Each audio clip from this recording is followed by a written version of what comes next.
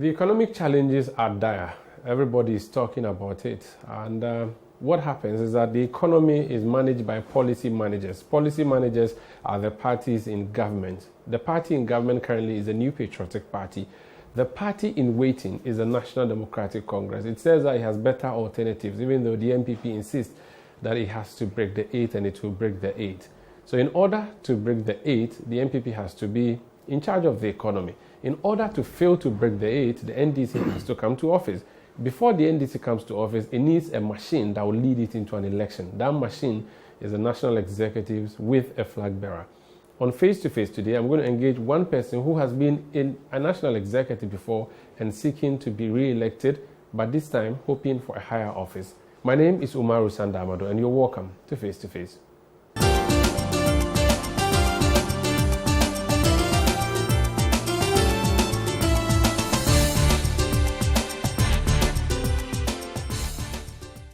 My guest for Face to Face today is Deputy General Secretary of the National Democratic Congress, Peter Boamah Otokunor Doctor. Now, he is seeking to replace his boss, Johnson Asedun Ketia, who has also decided to go and remove his friend, Chairman Ofosu Ampofo. Peter, you're welcome to Face to Face. Thank you. How are you doing? I'm doing It's almost like you're pushing games. One person, Mukwaya ni Mukwaba, so General Mosquito is leaving, so you have to take over. Well, that is politics. It's a generational game. So some generation takes over, they move out, another generation comes in. And so you believe this is your generation? Yeah, it's a generational. At the General revolution. Secretary position? Yes, a generational. There are a lot of things. So there's issue of age, there's issue of experience, there's issue of managing elections and all of these things as a General Secretary, because you're the Chief Administrator of the party. I'll talk to you about that. But before then, let's talk about the process that you have been engaging in leading to your national election. So far, you have done your, I don't know if you also call it polling station executives. Ours is the branch executives. Yeah. You have done that. Yes. There are no outstanding issues? No outstanding issues, except a few that we cleared last week. We had Hohoy on standby and Amasaman. Okay. Amasaman we completed last 2 weeks, and Hohoy we completed last week. So their constituency elections is yet to begin. So that's the base of your party. Exactly. Then what's the next level? Okay, so the basic unit of our organization is the branches, and it is coterminous to the polling stations. And that is where somebody can join the party from. So you can only become a member from the branch. So from there, we aggregate at the ward level, which is also coterminous to the electoral areas. Then we have the constituency level. So you've done ward elections? No, we've not done the ward elections. The reason why we have not done the ward elections is because they do not participate in the voting processes. Okay. And their work, for more strategic reasons, it's better to do it after the constituency elections, because you are able to use it to solve a lot of socio-political engineering on the ground.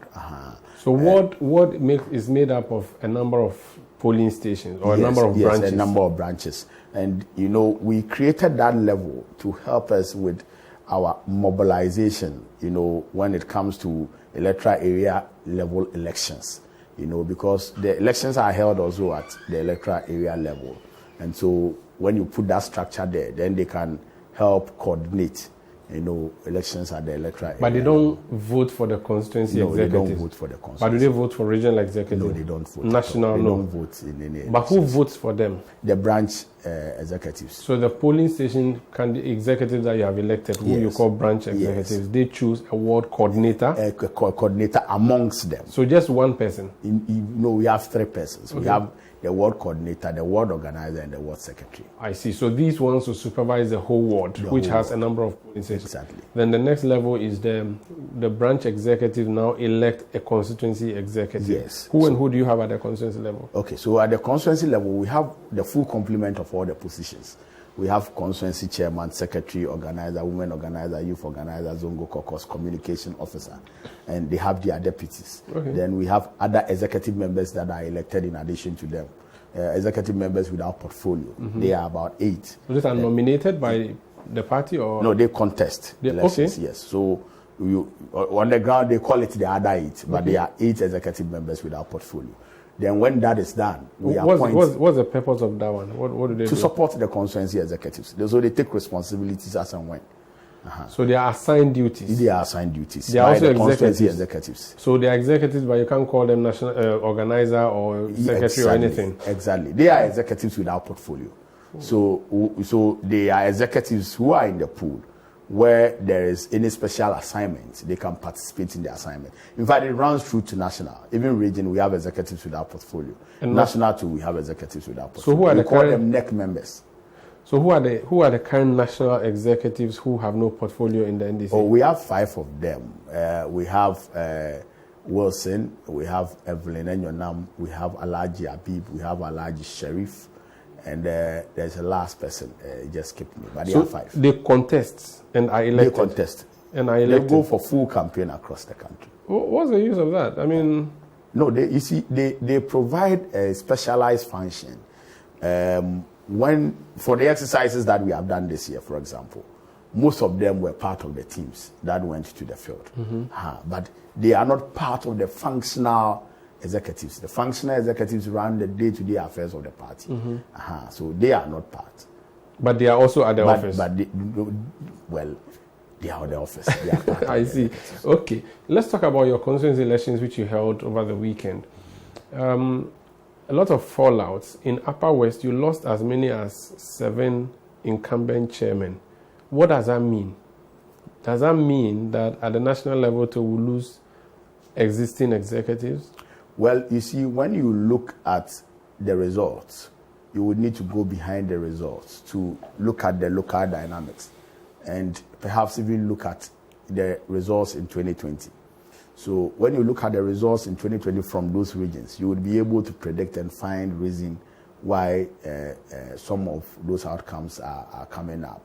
But I think that generally the party people are looking for certain caliber of people to lead them. They are very expectant in certain outcomes. And if they do not see that kind of leadership in you, they would change you.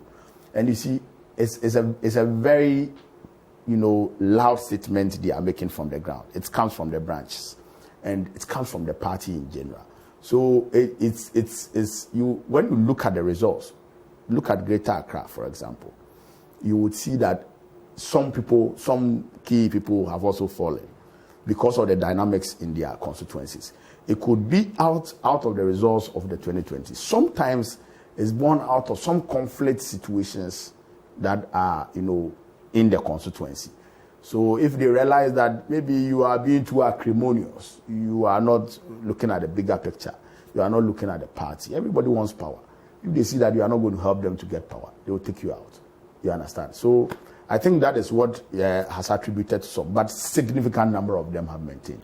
Significant. But you also have... So far, per my cursory analysis that I did over the weekend, I think we have maintained almost about 80% for the areas that we have done the elections.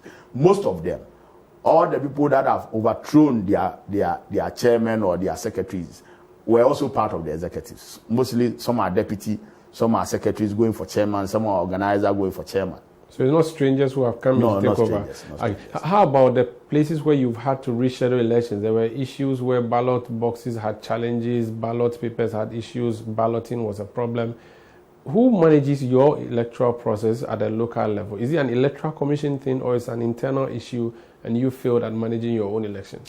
No, it's an electoral commission thing and it's a party thing because we have our regulations and the elections are run based on the regulations. The preparatory works and everything is done by the party. Then the electoral commission comes in to supervise. This year, we decided to do something with the electoral commission in terms of printing of the ballots and all that. But we realized that the cost was very huge. So we got our electoral committees that is led by the elections directorate at the various levels to take charge of that work. And so we had a few challenges in Eastern region because they had a unique case. Their processes started late. As I spoke to you last week, I told you that we had kept Eastern and Ashanti on hold. So their branch elections started very late. In actual fact, when we were doing their branch elections, they were doing nominations for constituency as well. So a lot of things, were being done at the same time. We decided last 2 weeks that we should shift their elections a week. Then later they demanded that they want it, this weekend. So the processes for their elections and the logistical arrangements were, a little bit delayed. So some of them didn't get their ballot papers on time, and they had to call off their elections and all that. But I think that generally it went very, very well across the country. Some of them were able to get their ballot papers, and they did their elections. But still, you would agree that there are places where you've had challenges. For instance, we have seen reports that came through that police have had to deploy in some areas. Ashaiman, the election at Jericho, it was a bit messy over there. In the Eastern region too, the New Joabin North and South constituencies, you had challenges there. Not sure you want to pretend there was no problem there at all. No, New Joabin North and South didn't get their ballot papers. And that's the point I was trying to make, that their ballot papers delayed because there was a last-minute change of decision to hold the elections on Saturday and Sunday instead of the earlier agreed, 29th. So they had only 2 days to do that preparation. So they didn't get their ballot papers, and that is why the elections were put on hold. It's not because there was any distraction. There has not been any incident that has, emanated because there were some distractions and chaos. There was a place that ballot papers were bent. I'm trying to remember that. Yes, that is Upper Denshaw West. Good. And that one, the ballot papers didn't even reach the center because there was a controversy about where to do the conference. And that is what happened. But that one is also under control. It's been resolved amicably. So are there elections that you have called off or suspended and yet to hold in some constituencies? Yes, there are a few. We had some few injunctions. I think about 3 of them. Yeah. So you have to wait for that to play out in the court? To be determined by the court. If someone sues your party for an internal matter like this, do you punish them after? Yes, there are severe implications. So you don't want anybody to go to court? No, we see there are internal mechanisms that you use to seek redress. If you leave the internal mechanisms and run to court, it's in breach of the party constitution, Article 48(8), So you will need to exhaust the party procedures. If you have exhausted to the top and you are still not happy about the process and you go and seek legal redress, we do not have a problem with you. So you will not suspend persons who have gone to court just because they have gone to court? Just because. But it has to be that they have not gone through the process. They have not. But what if your process is delaying unduly and the election is coming up? I know that if I don't go and stop it in court, the election will happen. It means that at the national level, you guys are also in on whatever is happening. So the best way out is... So you would have to comply with the party procedures. That's not democratic. Well, that is the laws that we have set out for ourselves. Our processes are supposed to be exhausted. The processes have a way of running. There is no time limit to how you run the process. So the processes have a way of running. And so as much as possible, you must make sure that you exhaust the processes. Then when you do that and you are not happy, you can take up other legal remedies. Now that you have constituency executives largely in place, what's the next plan? So the next plan is to hold our regional elections, which we are very far advanced in preparation. Which month? Towards. It's supposed to be 11th and 12th of November. Now we have done the preparatory works, the vetting, the nominations have closed, and everything is done, and campaign is underway. We did the arrangements in such a way that we overlap the various levels of elections, so that we can meet the constitutionally required time. We don't go beyond December. And these delays that people talk about were occasioned by some restructuring that we were doing. We had to really look at the party as a whole and see how we can reorganize ourselves in terms of how we manage the party. And that is what brought about the management information systems that I was talking to you about, and the financial management systems that we have developed and all that. So it delayed the processes a bit. So we have had to reduce the time period for the organization of these processes. Then again, we had instances in the past where people will go for constituency elections, and when they lose, they run to the region. You are not going to allow that? And sometimes what happens is that when they lose the elections and they go to the region and they are able to make it, they use the power to frustrate work in their constituency. So we have to plan our program in such a way that we don't allow, people to, So if you want to run, you can only run for one level. You can't run for constituency and go to region. Yes. How about those who run for constituency and then use that as a means to run for parliamentary candidates?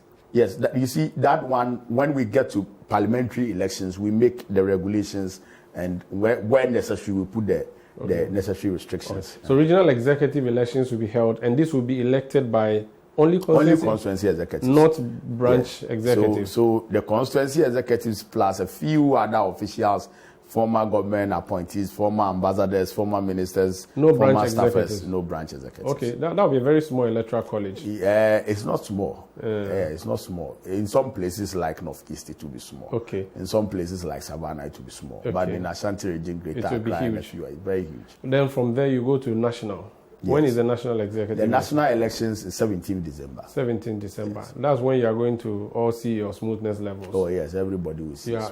So the regional executives, the constituency, which people are the delegates that make up that? Okay, for regional is the constituency executives, 28 of them. As I said, there are 23 that goes through elections. Then they appoint additional 5 to make it 28. They are also executive members, but they are appointed. And we do that for strategic purposes, to do some balancing, some socio-political balancing.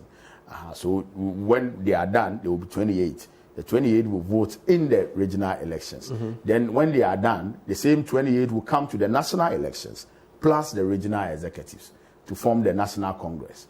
So together with the former appointees and all those former ambassadors and all that, become the National Congress. So it is at the National Congress that will do the national elections. So this, your National Congress, will take care of other things aside elections, right? Yes. This is when you take major decisions. Are there any amendments you are planning or any major decisions? Well, in the last Congress, we took a decision that amendments are very crucial things, and it requires some thorough thinking and some thorough deliberations. But over the years, we have not had the opportunity to do that because everybody's engrossed in the elections. You know how elections is, it's a competition. So there's a lot of struggle. The interests are overlapping here and there. So we don't pay attention to those critical things that has to do with amendments. So we decided that, okay, subsequently let's hold conferences in between the Congress so that we will do the amendments. But we have not done one yet from the last amendments we did in 2018. So it means that we are hoping to do a conference after this Congress where we will look at a comprehensive, overhaul of our constitution. So the December 17th... We have actually started some work already. There's a team that we have put in place, done the consultations here and there, and they have a draft that must go round again to the various constituencies. Then it will be firmed up, then we can do conference. So the December 17 appears to be a one-item agenda. You are coming to do elections. Essentially. Okay. But when Congress convenes, when General Secretary convenes Congress, there are reports that must be done. Yeah. General Secretary must give the reports, the medium-term report for the 4 years. Then a few other things must also be done. Some ceremonial things must be done before the elections. Have you settled on a venue yet? We are yet to do. You are yet to settle that. We are yet to. What's the next plan after that? But we will take into consideration COVID-19 and Ukraine-Russia war and the death of the Queen Elizabeth. What are you saying? The Queen died she's been buried. But there's even 2 prime ministers since she died. This has been the usual refrain now. So we'll take that into consideration. What next after the national elections? How soon before your flag bearer elections? We will do that immediately after the national elections. Constitutionally, we can't go beyond the first quarter. So before March next year, before March next year, you should choose a flag bearer. We'll choose a flag. Now, how do you do that? Do you go to a single ground and elect a flag bearer, or you do polling station? You are going to organize polling centers across the country and let people vote? Previously, we used to do that. We used to organize ourselves at one center. You remember the Fonka Games in Kumasi? In Sunyani. Yes, the Fonka Games was in Sunyani. Sorry. It was the endorsement of President Mahama that was done in Kumasi. So what we used to do at the time was we get only the constituency executives to vote.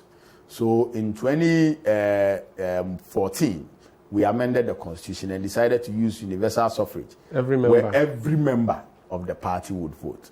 Then subsequently, we realized that there were some preparatory challenges, and so we had to revert back a bit, but not to the old system, but to use only branch executives to vote. So we have 99999 per polling station. So we have almost about 27,000 or 270,000 to 300,000 people voting. And you can't bring all of those at one venue. You can't bring all so it means you So we vote in every single electoral area or polling station. Okay, you organize all your people, take them there. Yes, in the electoral area basis. Flag bearers have to have agents in all these places. Yes. And then you have a national collation center, and then the results will be declared. And you declare. Okay, do you know who else is running apart from John Mahama? Oh, well, for now, I think that John Mahama would certainly contest because, I mean, it's been a clarion. And you definitely support him? Oh, why not? Even though you are not supposed to take sides as a national executive. But you see, I am not supposed to take side as a national executive. And in fact, as a general secretary, you have to lead that elections. But it's a clarion. You understand? I don't know if anybody else will contest. Sincerely, I have not heard that anybody wants to even contest. If anybody contests, you are going to be on John Mahama's side. Oh, I think that... You are going to be a biased referee. No, I'm not going to be a biased referee. You see, everybody, even the Electoral Commission votes.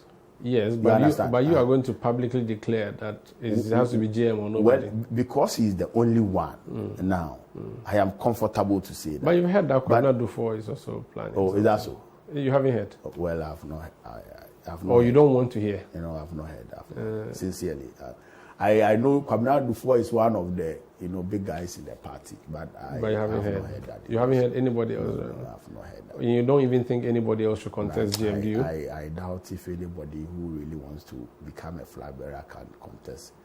There's this theory that... Because you see, sometimes, well, I used to say to my class, my political campaigning class, that it's not everybody who goes into an election to win.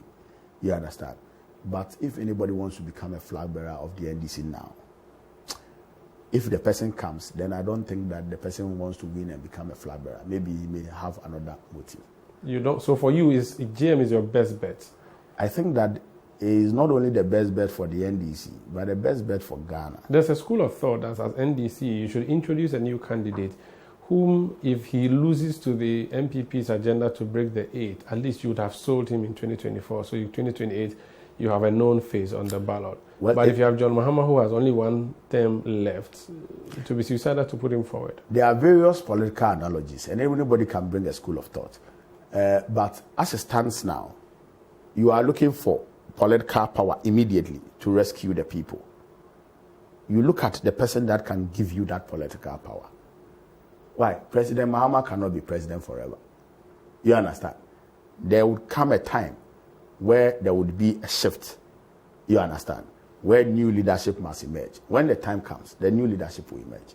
This is Face to Face on Citi TV. My name is Omaru Sandamado. My guest is Dr. Peter Boamah Otokunor. He's Deputy General Secretary, hoping to be General Secretary of the NDC. When we come back, I'll ask him why he's putting himself forward for that position. Please stay.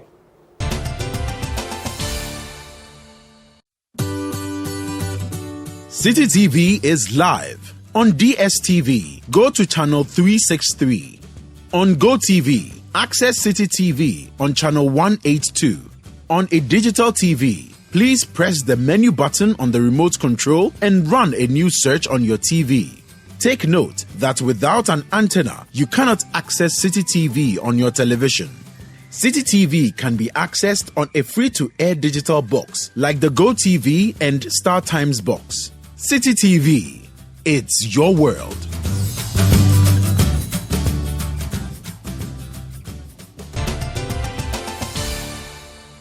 You're welcome back to Face on Citi TV. My name is Omaru Sandamado, here with Dr. Peter Boamah Otokunor, who is hoping to be General Secretary of the NDC. Johnson Asiedu Nketia has been General Secretary of your party for 17 years. You want to replace him. What has he done wrong? General has not done anything wrong. Nothing. I think on the contrary, General has become a measuring unit for the office of the General Secretary. Really? He has become a colossus and a big name when it comes to General Secretaryship. And it will shock you when we go for international conferences, the kind of regard they give him. When he's coming in, everybody stands up. So he has done his bit. And even in Ghana politics, the other parties suffer with General Secretaryship because of General Mosquito. So it's not because he's done anything wrong. But I think that he feels that he has done enough and that he may have to look at a different frontier, of committing service to the party. And but there must be something that is lacking in the office that you are going to replace. You are not just going because there's a vacancy. There's something that a general secretary's office should do that is not being done. For instance, all those who contest any position would say, oh, this person has done ABCD, but he hasn't done ABCD, so I'm coming to do ABCD. Are you saying that there's nothing new that you're going to introduce? You're going to just continue playing the mosquito game? Obviously, there's going to be something new. What will be new? What's the Peter approach? Politics is a function of time. Politics changes with time. Incidentally, you would see that General Mosquito has run through several phases of the changing times in politics. And he has built some experience, which I have been very fortunate to take advantage of, learn from both the old and the new generation. I believe that the challenges of our party moving forward would be different. The dynamics of the party would be different. The dynamics of our politics would also be different. And I believe that I carry a fine blend of the old knowledge and skill and abilities with the new trends of politics. And that is the kind of difference that I'm going to bring. The factor would be the Otokunor factor. And the Otokunor factor has its roots in my personal attributes, my personal understanding, and my skills, and the way I do things. I cannot be a General Mosquito. I can never be a General Mosquito. He has a style. I have my style. But you may never even know my style unless I assume the office. I have a bigger vision that got me to commit myself to the service of the party. I was just telling you before we started the engagement that in 2010, I contested as Deputy Propaganda Secretary. By then, I lost by 20 votes though. By then, my vision was that I wanted to serve my party. But until 2014, 2015, when I was appointed the Deputy Director of Research, I didn't know my purpose for my service to the party. When I was appointed, I was then serving as a Deputy Chief Executive Officer for the National Youth Authority. When I got to the office, I was supposed to be Deputy Director of Research, so I did some cursory research on the strengths of the party. And I realized that, look, there is a need for us to have a long-term strategic plan for the organic growth of the party to make it formidable and strong, so that we'll be able to achieve the ultimate aim of winning power upon power upon power. And I realized that I have what it takes to do that. I have the ability and the wit, and the commitment was there. So I had to make a sacrifice. So I had to resign my office as Deputy Chief Executive Officer so that I can commit myself fully to the service of the party. And for the past 8 years, I have done that, and I think that I have achieved significant results, from what I foresee that should be how the party should be running. As a Deputy Director of Research, I knew that if we were going to grow organically, there are a few things that we must do. One, political education, because we were losing our base. We were losing our ideology. People were lost. People are coming into the party. New generation are coming. There's no overlap of knowledge, transfer of knowledge to the new generation. And the new generation felt disconnected from what got the party started. I've had the opportunity to work with the Rollinses. In fact, I cut my political umbilical cord in that house. So Rollins always talks about the values and how we started the party. And at that point, you would realize that we had completely moved away, a bit. We have the case whereby appointees that are put in place to manage party policy in government do not have any understanding of what the philosophy and the ideological underpinnings of those policies are. So it makes it very difficult in implementation, and we don't get the right response from the implementation. So then we had to do some political education. I remember General said that they had tried to do some things in the past, Keda school and all that. So that idea came, and I had to lead and herald the formation of the party school. That was done significantly, and over the years, we have trained a lot of people in the party's ideology. We have become the only leftist party in West Africa that has a party school. Our comrades from the left parties in the sub-region come to us for political education and all that. I think that was a very significant feat. That my sacrifice of focusing my efforts to party development brought. Then you realize that from that time, our activities on bringing some various sections of society together to support the party has been very well, amplified. Because when we started the party, we had these natural allies. Those in academia, the trade union, the market women, the farmers, all of them were our natural allies because of our ideological disposition. But over the years, we kept on losing those natural allies. Have you completely lost your ideological stance? No, we haven't. So there's a generation of NDC people who are Rollins. There's another generation that is Mills. Then there's a John Mahama generation. Not necessarily. Are you sure? Not necessarily. Mills, Mahama, all of them were part of the first generation of the NDC. So you can't differentiate those. So there's only one generation of NDC? Yes, but someone who is in University of Ghana now would have no clue who Rollins stood for, what Mills stood for. Exactly. And they may not even know much about John Mahama. Exactly. Because he hasn't been in power for 6 years now. It is because of your definition of generation. That is why I am trying to explain to you that may be wrong. Because they all started from the Rollins generation, the three people that you mentioned. Now, there is a new generation that are coming through the political system, seeing the NDC afresh. Now, looking at what the NDC is doing and joining the party. There is a need for us to carry on the knowledge, the philosophy, the ideology onto the new generation. And so that is why that came in. But I was making the point about, how we get those unnatural allies back. When I became Deputy Director of Research, I made a proposal, and together with my boss, Dr. Haji, we had to pursue a particular course of bringing the academia together, because the academia is very crucial also in transmitting knowledge and skill, to the new generation, because they are in the classrooms, and as they teach and all that, they conscientize people. That's what our friends have done, and we have lost most of the young people that were coming into, political age.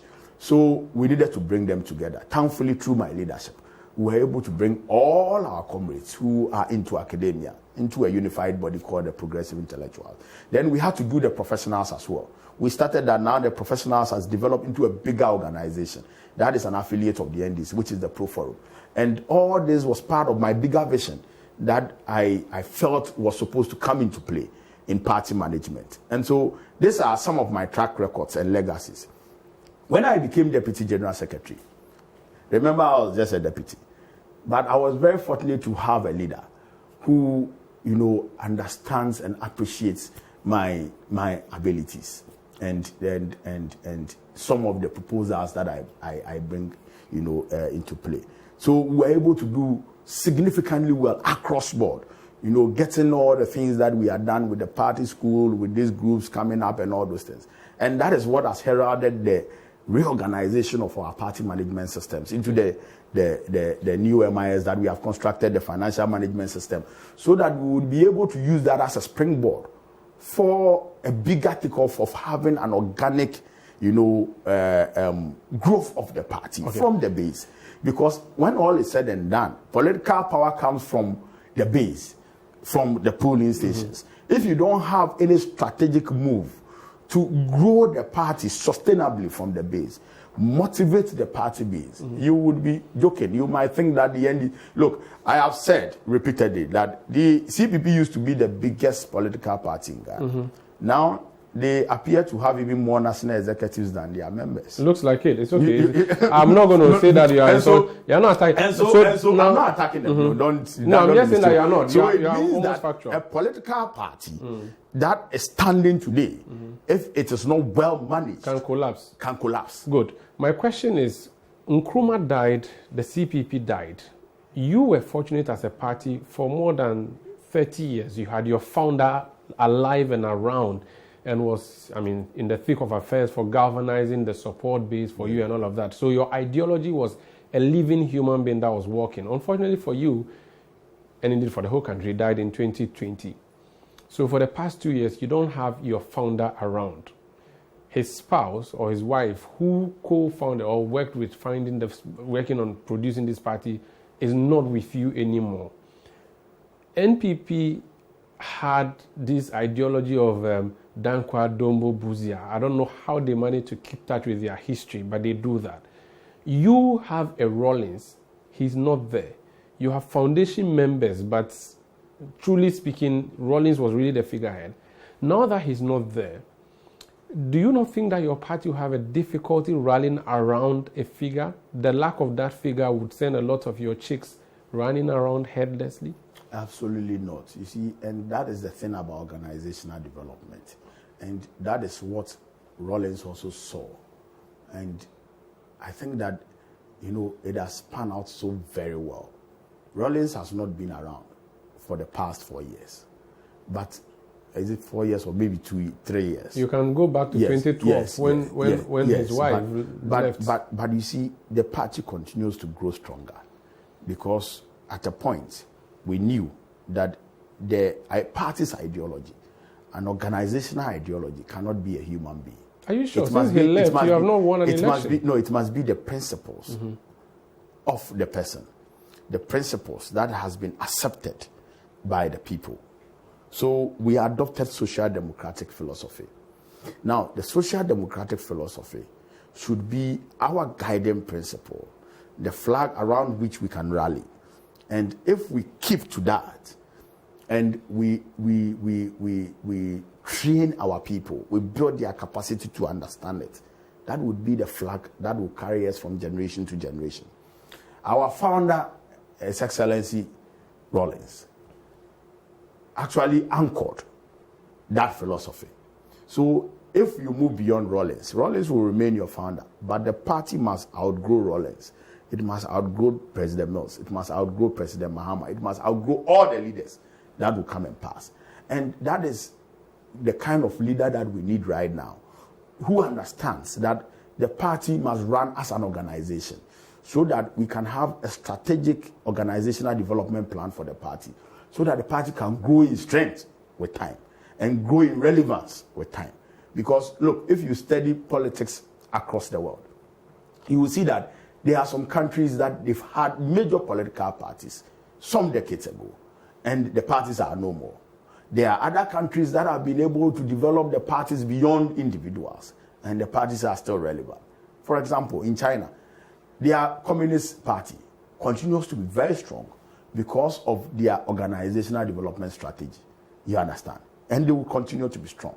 So, as we develop the NDC, as a General Secretary of the NDC, you should actually embody that vision of growing a party. So which pillars do you think the party can grow? Sustainable in growth. Which pillars? Not dependent on any individual. So which pillars? But around which, around an ideology, which attracts, the generation. And as General Secretary, changes yes. So if you became General Secretary, what key pillars do you hope to use to build the NDC so that it doesn't have to evolve around a human being, but the NDC should be attractive? What are you going to put in place? The social democratic pillars are just replete. That is what we stand for. Social democracy is about solidarity, it's about freedom, it's about justice. Are these not ancient philosophies that are... Absolutely not. Absolutely not. In fact, they are even becoming more relevant than before. They are even becoming more relevant. Because if you are a social democrat, you are underpinned by compassion for national development, for democratization of wealth, for welfare. You understand? And that's what governance is about. Immediately a government moves away from welfare, you are lost as a government. In fact, you have lost your hold.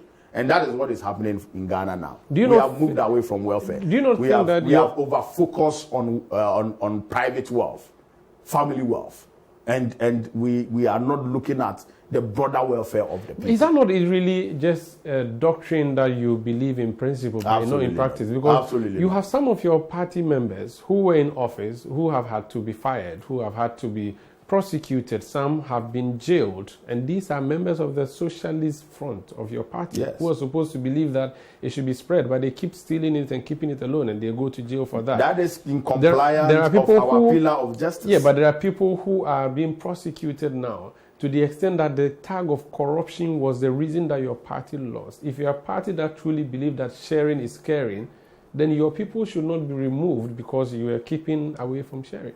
The accounts have an adage that Krobia Mensa Wom. When they say Krobia Mensa Wom, you should know that you are a political party. There may be people who, as I said earlier, may not even understand the ideology and may deviate along the line. There are some who would even understand the ideology, but yet may deviate along the line. And that is where the party must make sure that at all times it is compliant to its own pillars and its philosophies of justice, delivering justice, of delivering welfare, so that if our own engages in such acts, we would be seen, not only, perceived to be acting, but will be seen to be acting to bring justice to the people. So these are the principles of the NDC. And if you study other economies, like the Chinese system, and how they deal with their own, that is what keeps the system going. Okay. Because when you go wrong, you know that the system will deal with you. Okay. And that is what we have exemplified under this party. Especially under President Mahama, when he was a president. We have had our own prosecuted under our reign and sent to jail. To show that we are committed to the fight against corruption. We are committed to the welfare of the people. What is the Peter Boamah Otokunor track record for which reason you should be given the job of leading the party on this agenda? I have said just a few minutes ago that my legacy is replete. My service to this party, my service of sacrifice, and the outcomes of my service is replete. I have mentioned the formation of the party school, the establishment of the various groups, bringing them back into the party and growing our strength in those areas. I've spoken about my leadership to bring, to reconstruct the entire management of the system. And it is because of the knowledge I've acquired over the period in party management. It is that knowledge that is helping us to move into the new frontiers that, we have done as a Deputy General Secretary. And I believe that knowledge and skill that I've acquired over the period, and having worked closely with the General Mosquito and having understudied him, actually I've gone through his hands as an apprentice. And you don't go into apprenticeship of masonry and come out as a hairdresser. You understand? This was Palm Wine Tapa. You went as an apprentice. I have learned so much, over the period. And you see, all the top leaders of the party, I have worked very closely. And the thing about me is that I'm a very fast learner. So I pick things very fast. So I've acquired so much experience over the period. And I think that in this contemporary times, my leadership will be required. Not only because I have learned so much, but I think that situations, produces leaders. The kind of situation that we are in, the demand for a strong, firm, resilient leadership that is trustworthy, leadership that is courageous, that is bold and fearless, leadership that is ready to, do what it takes to bring political power, leadership that is ready to dirty his hands. It's good that you mentioned bringing political power. The reason political parties are set up is to win political power. You have lost political power as a Deputy General Secretary. You have to be part of the group that led your party into the wilderness. You could not win an election. Do you not think that baggage will come back and haunt you? Absolutely not. Absolutely not. Because you see, above all other things, leadership, when you are in leadership with a team and there is failure, you should be able to learn lessons from the failure. If you are not able to pick experiences and lessons from any mistake that you do, then you are not deserving of a leader. And that is why the organization must get better. Because if you don't know the mistakes, you will tend to repeat the mistakes. If you are not inside the problem, you don't experience the problem, you tend to make those mistakes. So you have learned, so and you correct them. Learned, and that is part of the bags of experience that I've had in the past. I think that it positions me very well to be able to deal with the challenges that will come in 2024. But most importantly, you see, I was talking about an attribute of somebody who understands elections now, somebody who understands party management, somebody who can consolidate the party base, somebody the party grassroots can identify with, somebody who shares in the aspirations, the pain, the difficulties, and the experiences of the grassroots. That kind of leader will reflect the expectations of the people. Okay. And that is why I believe that I have become the leader of choice at this time. Okay. Because I have been with the party people over the years, with my service in the humility, with my relationship with the party, being round the country, being with the party people. I know what they are expecting of us. I know their problems, and I reflect their problems. And that is the more important reason why I have to be the next general secretary. This is face-to-face on Citi TV. When and if he succeeds in winning to be General Secretary, the bigger hurdle will be removing the MPP. What are the issues with the MPP government that he thinks Ghanaians will really remember to go back to the NDC? And also, how is he going to work with Chairman Ofosu-Ampofo for that if General Mosquito fails to make it to that top job? Please stay with us.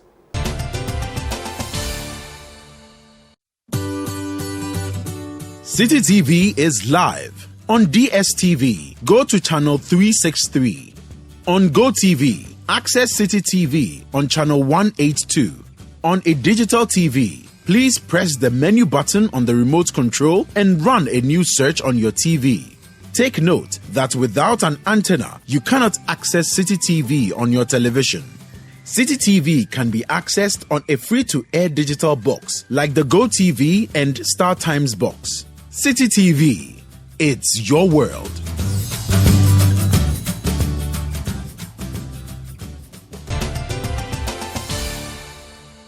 You're welcome back to Face to Face on Citi TV. My guest is a General Secretary Hopeful of the NDC. From all indications, you are supporting General Mosquito full and full, which means that you also want him to be chairman.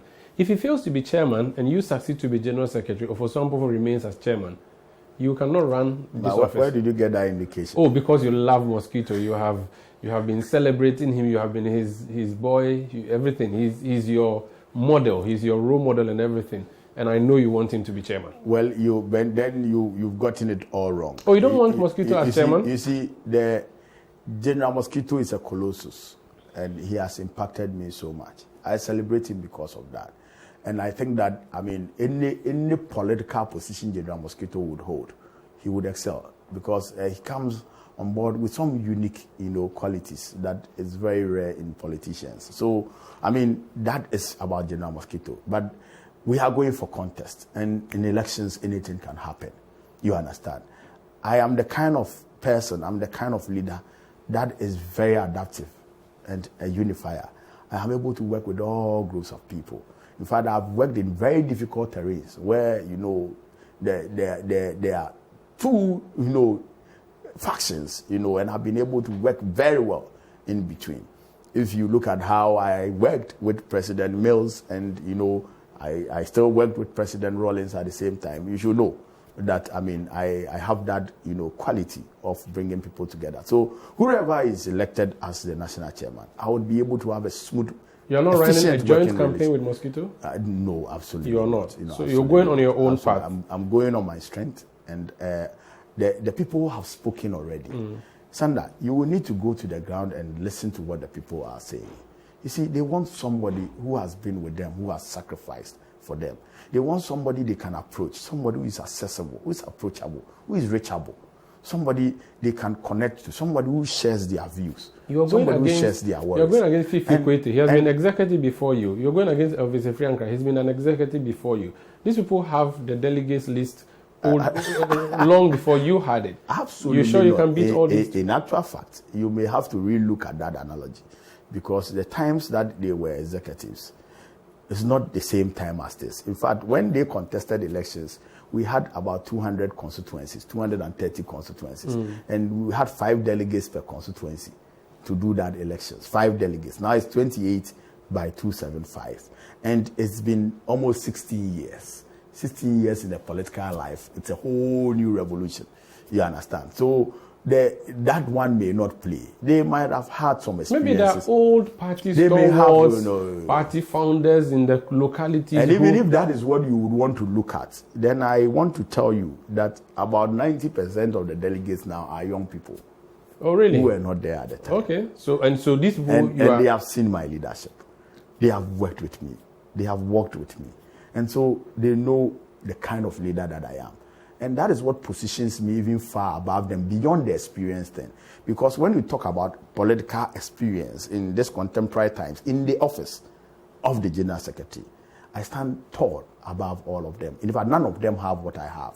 Because I was very fortunate to come in at the latter part of General Mosquito's, working experience. And bear in mind, he had worked almost 17 years, and along the line, he has built experience.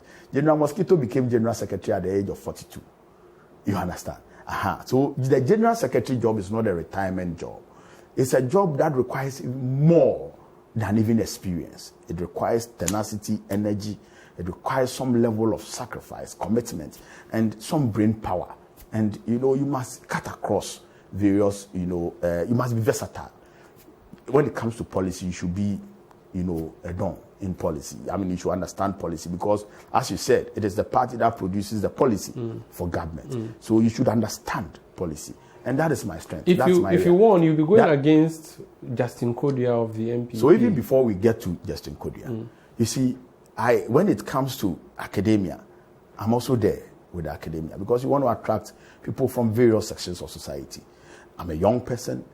The young people are looking for somebody who reflects their ideals, somebody who a generational person that they can work with, somebody who understands their plight, somebody who understands the kind of difficulties that they are going through, somebody they believe is trustworthy enough to restore where they belong. And you see, the party people are also looking at if Otokunor cannot grow and become general secretary, if with all the sacrifices that he has done for this party, committing all his life to the service of this party, his knowledge, skills, abilities, and capabilities to the service of this party, then why should I commit mine? Is he not too young? Should he not wait for his time? What is the time? The time for the old people to go when they finish and he but can the come? Old people are going. It is the old man that is going. You understand? So it is our time. You understand? And there is no better time than now.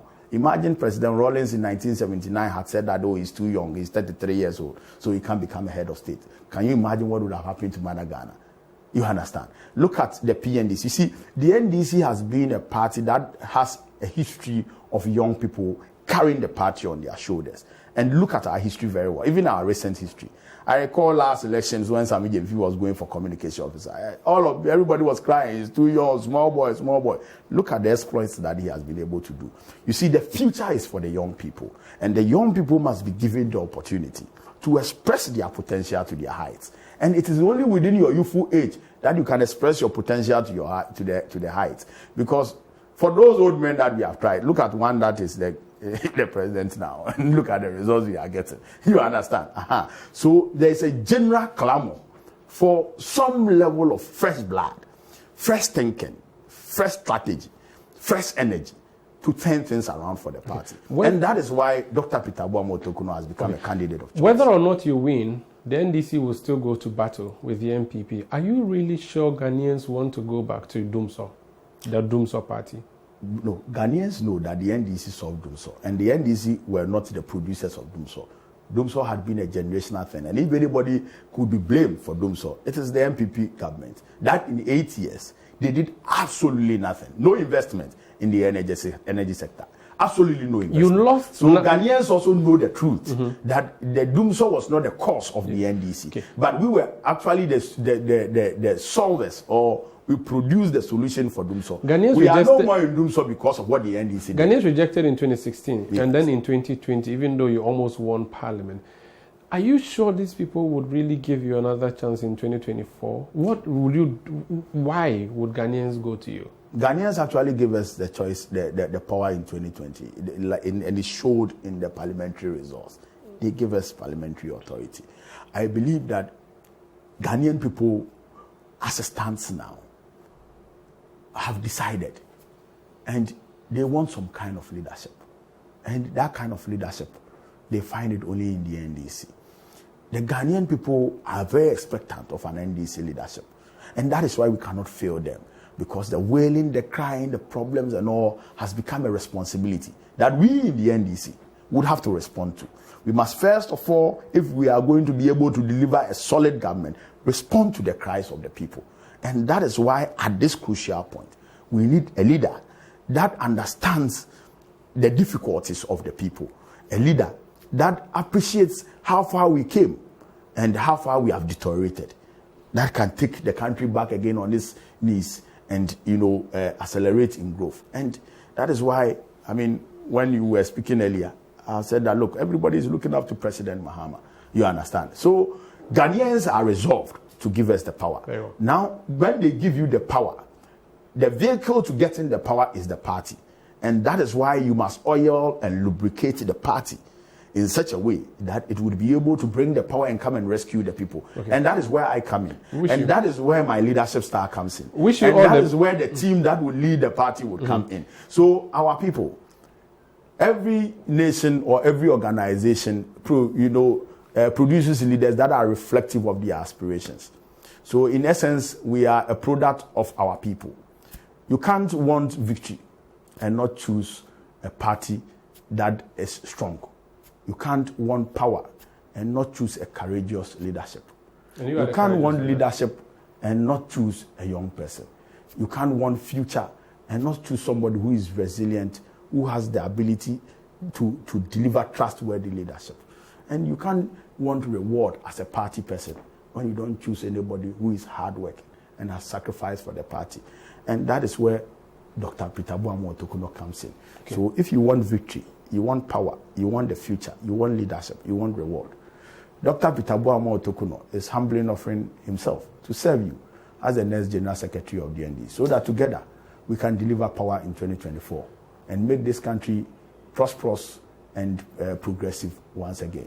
Thank you very much. Wish you all the best being the lubricants in the party. Thank you for having me. Dr. Peter Boamah Otokunor. The next time we meet, I'll be the General Secretary of the NDC. I'll wait to see that. I would like to interview you. Thank you so much.